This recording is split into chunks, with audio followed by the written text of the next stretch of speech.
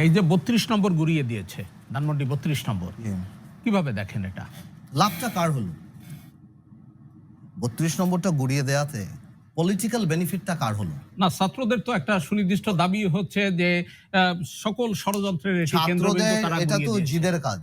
তারা জিদে, রাগে, ক্ষোভে বা যারা ৩২ নম্বরকে ফ্যাসিজমের কথা বলে। দেখুন, আমি একটা কথা বলি, ৩২ নম্বর নিয়ে একটা সিম্পল কথা বলি। ৭১ পর্যন্ত আমার ধারণা, আমার যতখানি যদি ডেমোক্রেসি থাকে আমি তো আমার কথা বলতেই পারবো। ৭১ পর্যন্ত তো শেখ মুজিবুর রহমান, বঙ্গবন্ধু বা যা বলেন আপনি, বঙ্গবন্ধুর সমান দৈর্ঘ্য প্রস্থে কোনো লিডার ছিল বলে আমার ধারণা না। আমি বলতে পারি না ৭১ পর্যন্ত। ৭১ থেকে ৭৫ পর্যন্ত আপনি অনেক প্রশ্নই করতে পারেন। এবং ওই বাসাটা একটা হিস্টোরিক বাসা। ওখানে ৬ দফা থেকে আরম্ভ করে অনেক গুরুত্বপূর্ণ অনেক কিছু হয়েছে। আবার ওই বাসা থেকেও বাকশালও হয়েছে, আবার সবকিছু হয়েছে। এই ইতিহাস ধরলে তো পুরোটাই বাস্তবতা আপনার পুরোটাই আসতে হবে। এখন আমার প্রশ্নটা হলো, ভাঙচুর করে আপনি কি সরালেন? আপনি কি ৭১ মানে ৬২ থেকে ৬৬ বা ৬৯ গণঅভ্যুত্থান বা শেখ মুজিবের বঙ্গবন্ধু হয়ে বেড়ে ওঠা বা সেই ইতিহাসগুলি, সেগুলিকে আপনি সরিয়ে ফেলতে পারবেন বাংলাদেশ থেকে? আপনি পারবেন না।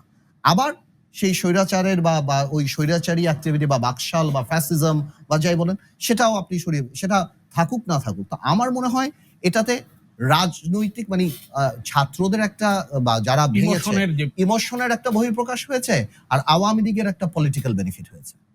যে Awami League has something to cry on, যে আওয়ামী লীগ সবসময় এটা নিয়ে একটা পলিটিক্যাল বেনিফিট পাবে, এবং যারা আওয়ামী লীগ করে বা যারা সাধারণ মানুষ বা তাদের কাছে অনেকের কাছে এটা হয়তো তারা বেনিফিট পাবে।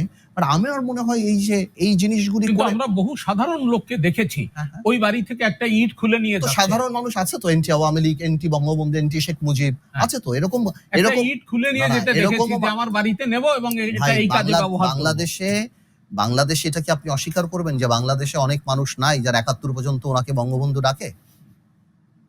তো এটা তো আপনি অস্বীকার করতে পারবেন না।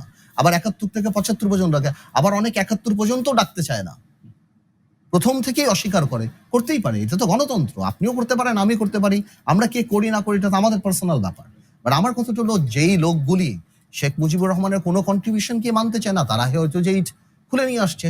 যারা আবার মনে করে যে এই বাড়িটা ভাঙা উচিত নেই, যে আমার করাপশনের জন্য, আমার দুর্নীতির জন্য, আমার গণতন্ত্র হত্যার জন্য এখন আপনি আমার বাবার কবর ভেঙে ফেলবেন ভোলাতে যেয়ে। আবার অনেকে ভেবে চিন্তা করে।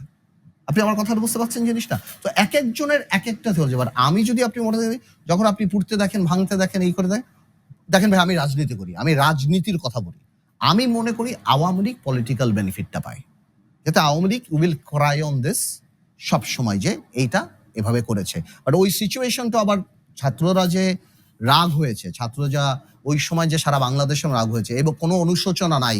ওই ৬ মাস পরে এসে যে বক্তব্যটা দিল আওয়ামী লীগের সভানেত্রী, যে একটা বারও করা হত্যার কোনো বিচার কোনো কিছু নেই, যথেষ্ট রিজন আছে ছাত্রদের রাগ হওয়ার। এটা না যে ছাত্র রাগ হওয়ার, যথেষ্ট রিজন আছে যে তারা রাগ হয়ে এই কাজটা করেছে, এবং যে আগুন জ্বলছে খুবই স্বাভাবিক, যারা মারা গিয়েছে, যারা করেছে তারা করেছে। কিন্তু আমি রাইট আর রং এ যাচ্ছি না, আমি বলছি ডিফারেন্ট স্কুল অফ থট আছে, বাট পলিটিক্যাল বেনিফিটটা আওয়ামী লীগের হয়েছে। এর আগ পর্যন্ত তাদের হাতে এজেন্ডা ছিল না, এটা একটা এজেন্ডা। এই এজেন্টটা কতখানি হেল্পফুল হবে আমি বলছি।